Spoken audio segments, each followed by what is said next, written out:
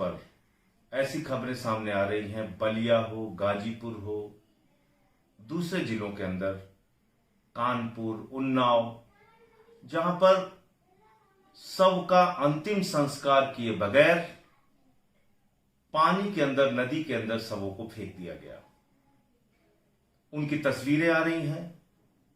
चील कौवे उन शवों को नोच रहे हैं, कुत्ते उन शवों को नोच रहे हैं। उनकी ऐसी दुर्गति आपने शायद कभी सपने में, कभी कल्पना में नहीं सोची होगी, जैसा इस वक्त देखने को मिल रहा है। और ये कोई मामूली घटना नहीं है साथियों।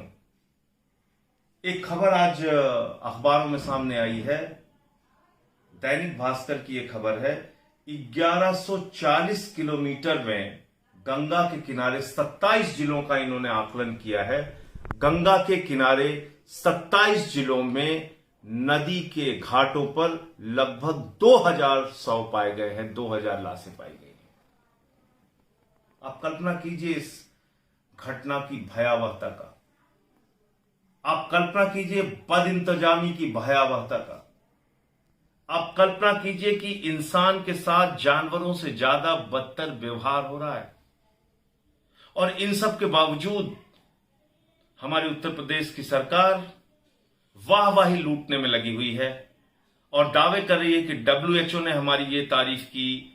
उत्तर प्रदेश में सरकारी आंकड़ों में यह दिखाया जा रहा है कि कोरोना के मरीज कम हो रहे हैं, कोरोना के केसेस कम हो रहे हैं, कोरोना से मरने वालों की संख्या कम हो रही है। और ये सारा दावा झूठा दावा है, गलत दावा है। हकीकत इससे बिल्कुल उलट है। और हकीकत यह है कि आज उत्तर प्रदेश के तमाम जिलों में 5-6 जिलों को अगर छोड़ दिया जाए तो कहीं पर कोरोना की टेस्टिंग ही नहीं होती। यानी कोरोना की बीमारी का जांच केंद्र 75 जिलों में से मात्र 5-6 जिलों में ही मौजूद है, बड़े शहरों में मौजूद है, और कहीं कोरोना की जांच नहीं हो सकती। अगर बलिया में, सुल्तानपुर में, आजमगढ़ में, गाजीपुर में या फिर बागपत में, मेरठ में, जो आसपास के जो इलाके हैं, तमाम जिले हैं, अगर वहां पर कोरोना के किसी मरीज को अपनी जांच करानी हो तो कई कई दिन उनकी जांच की रिपोर्ट आने में लगते हैं। जांच नहीं हो सकती। और अगर जांच नहीं हो रही है तो गांव में होने वाली इन मौतों का जिम्मेदार कौन है?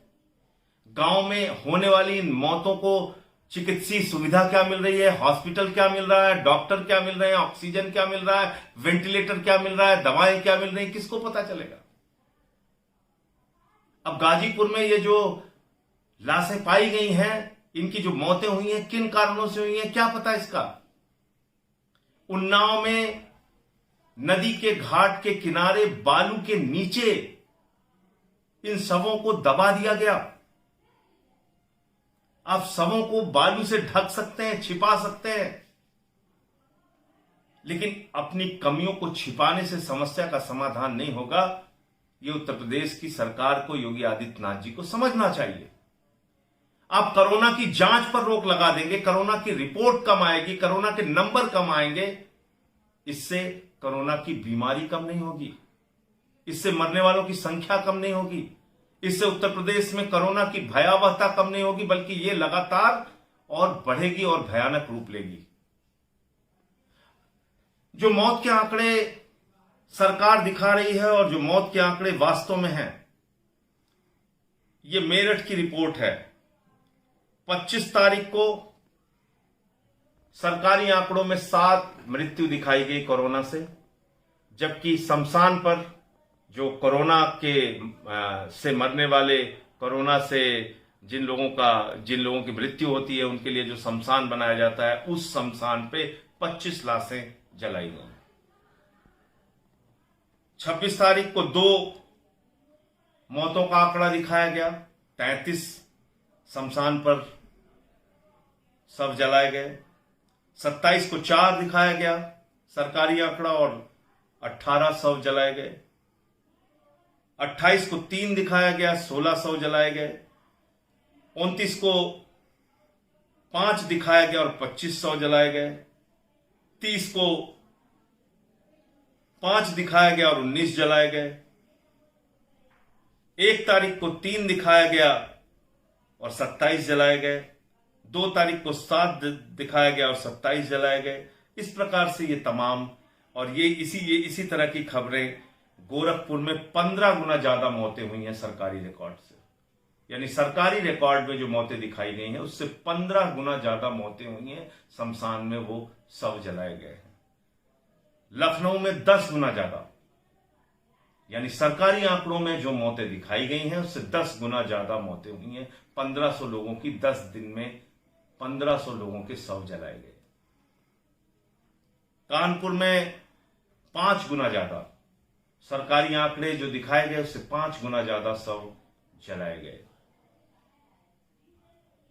और ये मणिकर्णिका घाट जो वाराणसी का, काशी का है, उसमें ये खबर है कि 24 घंटे वहां पे चिताएं जल रही हैं। और इसमें 1 मई में दिखाया गया कि सरकारी आंकड़े में 30 अप्रैल को 13, जबकि कब्रिस्तान में 100 जलाए गए, शमशान में 100 जलाए गए 70, 1 मई को 15 और सरकारी आंकड़ों में, और 85 शव शमशान में जलाए गए। इसी तरीके का 11, 61, 2 मई का आंकड़ा है। 17 की जगह 58 शव जलाए गए, ये 3 मई का आंकड़ा है। 8 की जगह 66 शव जलाए गए, ये 4 मई का आंकड़ा है। 5 मई का आंकड़ा है।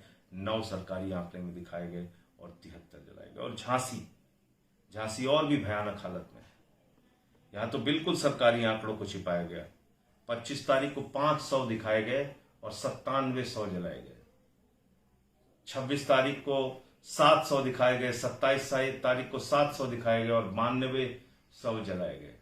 इस तरह से ये आंकड़ा आप देखिए, कितनी ज्यादा मौतें उत्तर प्रदेश में हो रही हैं। गांव गांव में मौतें हो रही हैं इस वक्त। और अगर यही आलम रहा तो मैं आपसे कहना चाहता हूं, ये भयानक तस्वीरें रुकने वाली नहीं हैं और तेजी के साथ ये बढ़ेंगी। इसलिए कृपा करके मैं विनती कर रहा हूं उत्तर प्रदेश की सरकार से, आप आंकड़ों की कलाबाजी में, आंकड़ों से खेलने में, आंकड़ों को छिपाने के चक्कर में मत फंसिए, बल्कि जो हकीकत है उसको सामने लाकर, उसको देखकर उससे लड़ने की तैयारी कीजिए। और जरूरत इस वक्त है गांव गांव में वैक्सीनेशन केंद्र खोलने की, गांव गांव में डॉक्टरों का इंतजाम करने की, पीएचसी में, सीएचसी में अच्छे अस्पताल की व्यवस्था करने की, सरकारी अस्पतालों में जिले के अंदर हर जिले में कोरोना के जांच केंद्र बनाने की। आज इस वक्त जरूरत है उत्तर प्रदेश में वैक्सीनेशन के जरिए सबको सुरक्षा देने की। आज तो आपके पास वैक्सीन नहीं है, वैक्सीन के केंद्र बंद पड़े हुए हैं। वैक्सीन कैसे लगेगी लोगों को?